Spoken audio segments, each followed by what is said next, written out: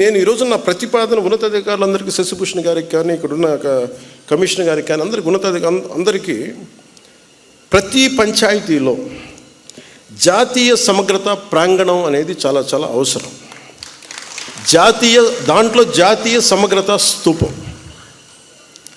అది మీరు 1000 గజాల్లో పెడతారా, ఎకరంలో పెడతారా, ఇంకెక్కువలో పెడతారా, ఆ పంచాయతీలను బట్టి కనీసం ప్రతి చోట 13,326 పంచాయతీల్లో 13,326 జాతీయ సమగ్రత ప్రాంగణాలు ఉండాలి. 13,326 జాతీయ సమగ్రత స్తూపాలు ఉండాలి.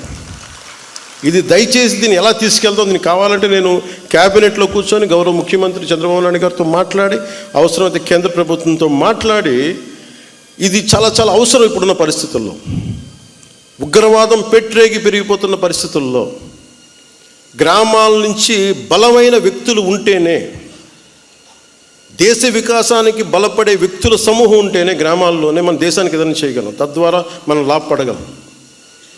మనకి ఉనికినిచ్చిన మన దేశం తాలూకు మనం భాగస్వామ్యులు కాకపోతే, ఇది నాకు సంబంధం లేదు, నా కులం కాదు, నా పార్టీ కాదు, మా ఏరియా కాదు అనుకుంటే అలా కుదరదు.